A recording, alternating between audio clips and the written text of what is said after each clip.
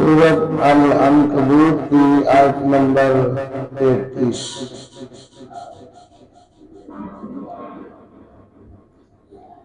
ثلاثۃ و ثلاثون 33 آیت نمبر 33۔ اعوذ باللہ من الشیطان الرجیم، بسم اللہ الرحمن الرحیم۔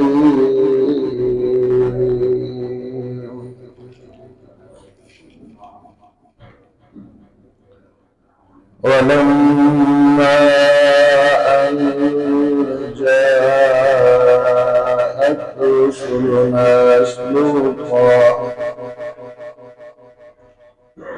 سِيءَ بِهِمْ وَضَاقَ بِهِمْ ذَرْعًا وَقَالُوا لَا تَخَفْ وَلَا تَحْزَنْ إِنَّا مُنَجُّوكَ وَأَهْلَكَ إِلَّا امْرَأَتَكَ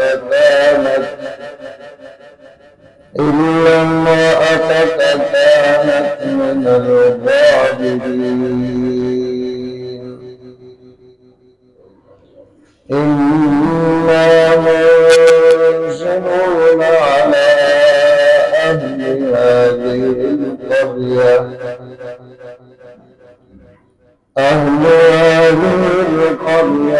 رجزا من السماء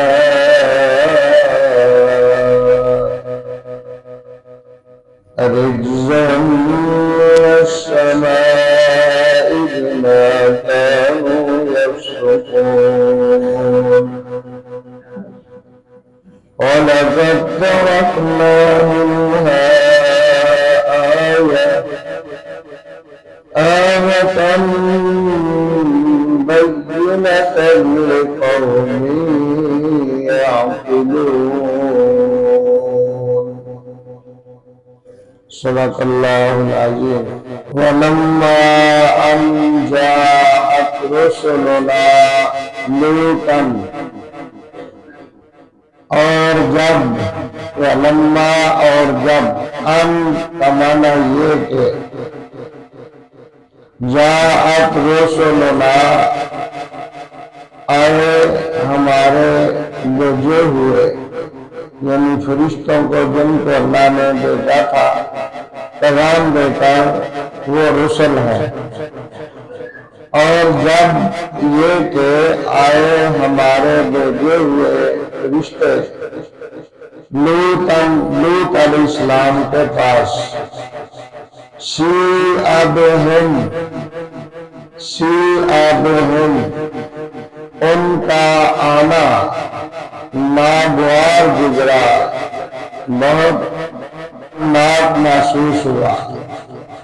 ساء یسیء مانا ہوتا ہے برا کام کوئی، تو خطرہ محسوس کیا ان کے آنے سے، ان کا آنا بہت ناگوار آپ پر گزرا کہ اب خیر ہو، یہ آ گئے ہیں، کیا بنے گا؟ وَضَاقَ بِهِمْ ذَرْعًا، اور دل میں بڑی تنگی محسوس کی۔ یہ ذَاقَ کا معنی تنگی، بِهِمْ ان سے، ذَرْعًا کا معنی ہوتا ہے کسی چیز کے اپنے دامن کو سمیٹنا یا اپنے ہاتھ کو اپنے جسم کی طرف لانا۔ تو یہ ایک محاورہ ہے جس کا معنی ہے کہ تنگی محسوس کی۔ ذَاقَ بِهِمْ ذَرْعًا، اور ان کے آنے سے، ان فرشتے جو اللہ کا پیغام لے کر آئے، ان کے آنے سے دل میں بڑی تنگی محسوس کی۔ وَقَالُوا لَا تَخَفْ، فرشتوں نے جب دیکھا، جب بندہ گھبرایا ہوا ہو تو پتہ چل جاتا ہے۔ ایسا بھی ہوتا ہے کہ بیٹھے بیٹھے بندے کو پسینہ آنا شروع ہو جاتا ہے، تو نارمل حالت میں بیٹھا ہوتا ہے، لیکن کسی اچانک موت کی وجہ سے اچانک خبر کوئی مل جائے پریشانی والی تو سردی کے دنوں میں اسے پسینہ آنا شروع ہو جاتا ہے۔ یہ انسان کی ایک طبیعت ہے، فطرت ہے۔ تو فرشتے وہ جو عذاب لے کر آئے تھے لوط علیہ السلام کی قوم کے لیے، جب لوط علیہ السلام کو ملے، آپ نے ان کا آنا بڑا آپ پر مشکل ہوا، مغموم ہو گئے، غمگین ہو گئے دیکھ کر، وَذَاقَ بِهِمْ ذَرْعًا، اور دل میں تنگی محسوس کی۔ وَقَالُوا لَا تَخَفْ، فرشتوں نے جب دیکھا تو لوط علیہ السلام نے بہت اٹینشن لے لی ہے، بڑے پریشان ہو گئے۔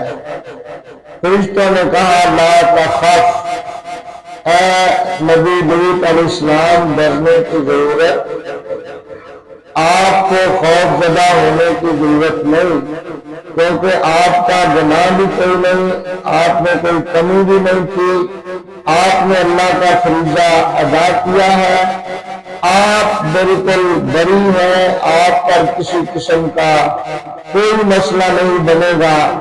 ہم آئے ہیں تو آپ کی قوم کا علاج کرنے کے لیے آئے ہیں، اب ان کی خیر ہو گئی ہے، آج ان کا آخری دن ہے، تو آپ اس طرح کریں کہ آپ بالکل نہ ڈریں نہ گھبرائیں۔ قالوا لا تخف، خوف بھی نہ کیجیے، ولا تحزن، اور غمگین ہونے کی بھی ضرورت ہے۔ یعنی فرشتوں نے حضرت لوط علیہ السلام کو تسلی دینی شروع کر دی، اور ساتھ یہ کہا کہ آپ اس طرح کریں، اللہ کا حکم آ گیا ہے کہ آپ اپنے اہل عیال کو لے کر یہاں سے اس بستی سے نکل جائیں، آپ بچ جائیں گے، آپ کے ماننے والے بھی، آپ کے فرما بردار بھی بچ جائیں گے، لیکن جنہوں نے بے حیائی کا مظاہرہ کیا، نافرمانی کا مظاہرہ کیا، جنہوں نے اللہ کی حدود کو پامال کیا، اب ان کے علاج کا وقت آ چکا ہے۔ اللہ رب العزت اپنے نیک بندوں کو بچا لیتے ہیں جس طرح بھی بچانا ہو۔ آپ کو یاد ہوگا کہ حضرت نوح علیہ السلام کی قوم پر جب عذاب آنا تھا تو اللہ رب العزت نے حکم فرمایا تھا کہ میرے نبی نوح علیہ السلام آپ خود بھی اور اپنے ماننے والوں کو بھی کیا کریں، کشتی میں سوار کر لیں۔ تو اللہ کا دیکھو کیسا طریقہ ہے، اللہ اپنے فرما برداروں کو، اپنے پیاروں کو دنیا میں بھی عذابوں سے بچا لیتا ہے۔ اللہ ہمیں بھی محفوظ فرما لے۔ اپنا بھی خیال رکھنا چاہیے نا، ہمیں بھی سوچنا چاہیے کہ جب کبھی خدا نخواستہ ایسا موقع آئے تو اللہ ہمیں اپنے عذابوں سے محفوظ فرما لے۔ تو کشتی میں سوار کر لیا، جو کشتی میں بیٹھ گئے حضرت نوح علیہ السلام کے ساتھ وہی بچے، باقی سارے طوفان نوح آنے کے بعد سارے غرق ہو گئے، مر گئے، ختم ہو گئے، حتیٰ کہ اتنی صفائی ہوئی کہ اللہ رب العزت نے نوح علیہ السلام کو فرمایا جانوروں سے بھی ایک مذکر ایک مؤنث جوڑا جوڑا اپنی کشتی میں سوار کر لے، کیونکہ ہم نے اب کوئی چیز نہیں چھوڑنی، جو کشتی میں آ جائیں گے وہی بچیں گے، تاکہ بچنے والے جو ہیں اس بعد میں وہ جانوروں کی نسل بھی آگے چل سکے انسانوں کے لیے، اور وہ بچے ہوئے جو انسان ہیں ان کی زندگی کے گزارنے کے وسائل بھی چلتے رہے۔ یہ اللہ کا نظام ہے۔ اب ہوا کیا کہ فرشتے کہنے لگے اے لوط علیہ السلام لا تخف ولا تحزن، ڈرنے کی ضرورت بھی نہیں اور غمگین ہونے کی ضرورت بھی نہ، ڈریے اور نہ غمگین آپ نے ہونا ہے۔ انا ننجوک، ہم تجھے بچائیں گے۔ کس سے بچائیں گے؟ ہم تجھے عذاب سے بچا لیں گے۔ جب عذاب آیا تو اللہ رب العزت کے حکم کے مطابق، اس کے امر کے مطابق انا ننجوک، ہم تجھے نجات دے دیں گے یا تجھے بچا لیں گے۔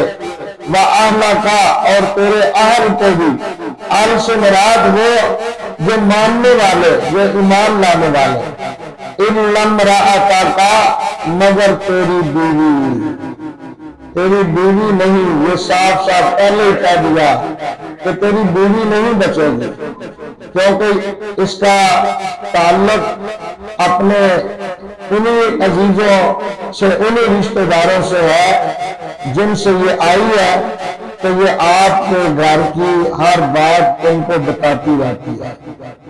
دعا کریں اللہ کریم ہمیں ایسے فتنوں سے محفوظ فرمائے۔ گھروں سن لگ جائے نا، کسی بندے نے گھروں سن لگ جائے، وہ پاگ نہیں رہ جاتا، کبھی عزت نہیں آ جاتی۔ اللہ رب العزت ہماری خواتین کو بہت زیادہ سمجھ عطا فرمائے۔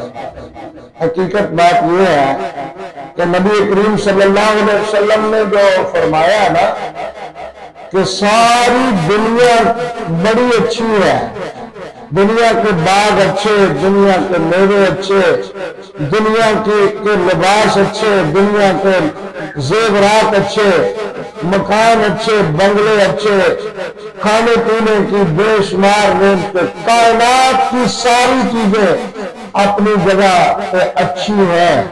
الدنیا کلھا متاع، یہ حدیث ہماری بہنوں بیٹیوں کو توجہ سے سننی چاہیے۔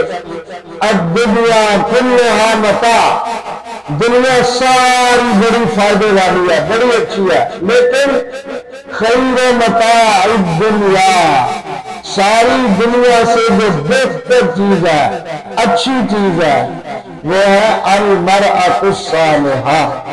کیا المرأة الصالحہ کا معنی کیا ہے؟ آپ کو یہ معنی بھی نہ آیا تو کس کا معنی ہوگا؟ المرأة الصالحہ، دنیا کی جو بہترین چیز ہے وہ نیک عورت ہے، نیک بیوی ہے۔ تو آپ یقین جانیں نبی کریم صلی اللہ علیہ وسلم کا یہ جو فرمان ہے، اس کے مطابق اگر آپ سوچنا شروع کر دیں تو جس کو نیک بیوی مل گئی اس کی دنیا میں عزت والی، سکون والی زندگی، امن والی زندگی گزرے گی، ایمان والی گزرے گی، اور جس کو نیک بیوی نہ ملی وہ سمجھے وہ جہنم میں دنیا میں چلا گیا۔ کیونکہ بیوی اگر سیدھی بالکل صراط مستقیم پر چلنے والی ہے تو بندہ بھی کئی اپنی کمیاں کوتاہیاں دور کر کے اس کے ساتھ زندگی ایمان والی بسر کر لیتا۔ اور اگر بیوی صراط مستقیم پہ چلنے والی نہیں ہے تو بندہ جو ہے وہ بھی بھٹک جائے گا۔ ایک وقت آئے گا یہ بیوی بھی گمراہ، یہ اس کا خاوند بھی گمراہ، یہ جوڑا ہی جہنم کو چلا جائے گا۔ تو اللہ رب العزت نے ہمیں جو موقع دیا سوچنے کا، سمجھنے کا، پڑھنے کا، غور کرنے کا، عمل کرنے کا، ہم یہ موقع ہاتھ سے نہ گوائیں۔ اگر مردوں میں کمی ہے تو وہ اپنی کمی دور کریں، برائیوں سے بچ جائیں، نافرمانیوں سے بچ جائیں، وہ بھی اللہ کے نیک بندے بن کر زندگی بسر کریں۔ اور اسی طرح ہماری بہنیں بیٹیاں جو ہیں انہیں بھی چاہیے کہ وہ بھی المرأة الصالحہ کا جو روپ ہے اس میں وہ معاشرے میں اپنی زندگی بسر کرے۔ تو جب وہ المرأة الصالحہ بن جائے گی، آدمی کے لیے ساری دنیا کی نعمتوں سے اچھی نعمت بن جائے گی، تو اللہ رب العزت اس جوڑے کو ہم وازواجہم فی ظلال علی الارائک متکئون، وہ مرد اور وہ عورتیں نیک یہ علی الارائک جنت کے بڑے بڑے پردوں کے بیٹھے ہوئے ہوں گے، متکئون ٹیکے لگائے ہوئے ہوں گے، ریشمی لباس پہنے ہوئے ہوں گے، سونے کے کنگن پہنے ہوئے ہوں گے۔ وہ بڑی پاکیزہ زندگی ہے، اللہ وہ زندگی ہمیں نصیب فرما۔ لیکن اس زندگی کو حاصل کرنے کے لیے ہم نے کیا کرنا ہے؟ ہم نے شیطان کو راضی نہیں کرنا۔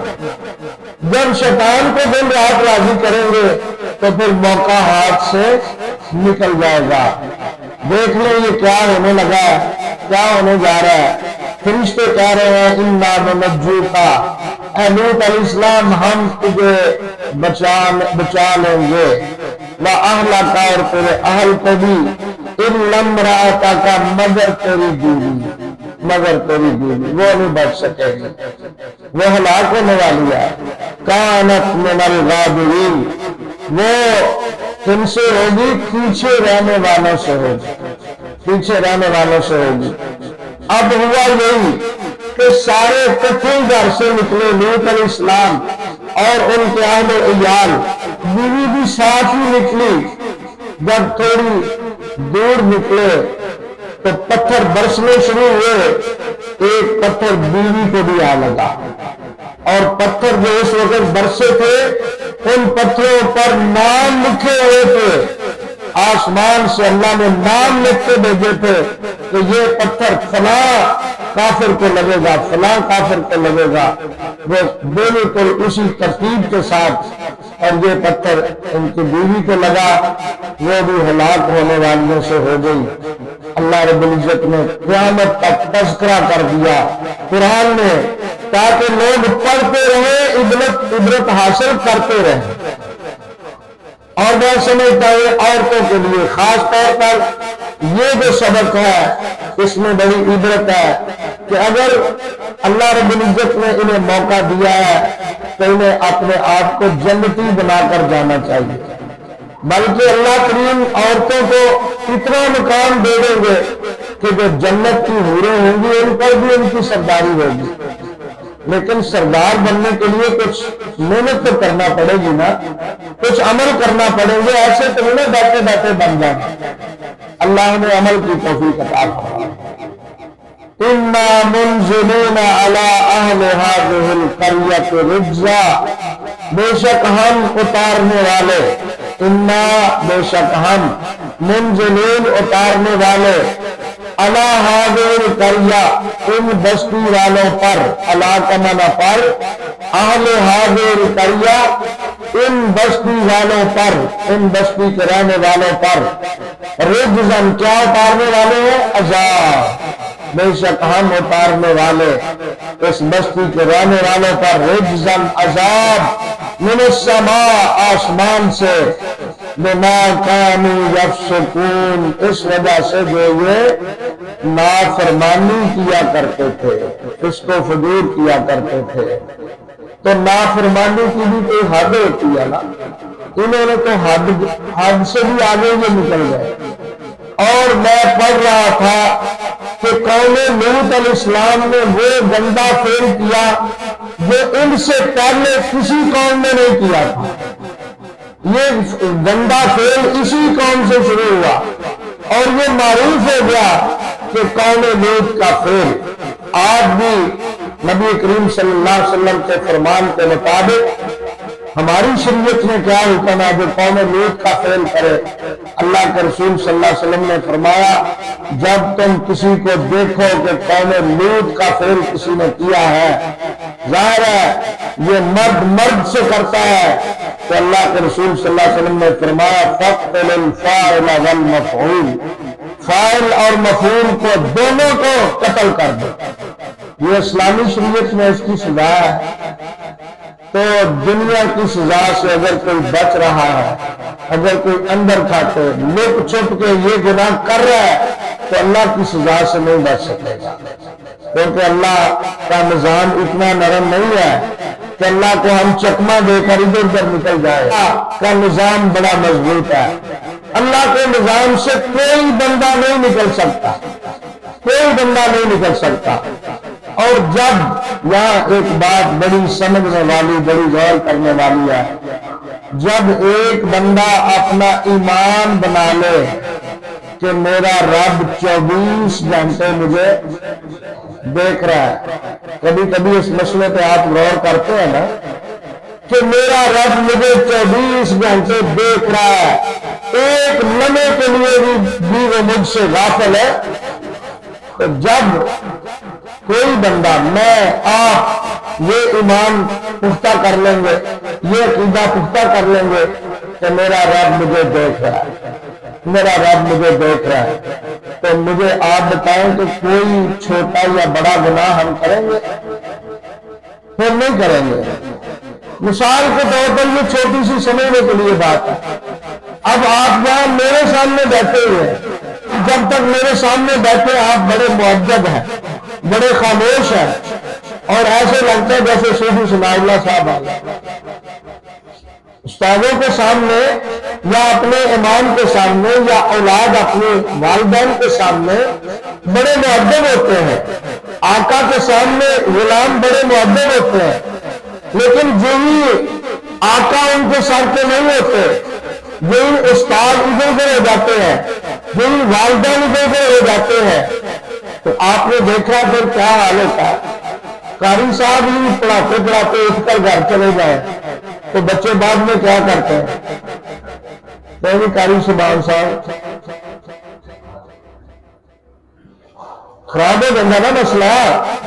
تو جب تک استاد سامنے ہو، ایک استاد کا اتنا ڈر، ایک والدین کا اتنا ڈر، اور بڑے کا ہم اتنا احترام کرتے ہیں کہ ان کے سامنے کوئی غلط حرکت نہیں کرتے، تو رب جب دیکھ رہا ہے، ہم نے آج تک یہ عقیدہ ہی نہیں بنایا، ہم نے یہ ایمان ہی نہیں پختہ کیا کہ ہمیں ہمارا رب، اور جن لوگوں نے یہ ایمان پکا کر لیا کہ میرا رب مجھے دیکھ رہا ہے، میرا رب مجھے دیکھ رہا ہے، رب کعبہ کی قسم کھا کے کہتا ہوں کہ اللہ کے ولی بن گیا۔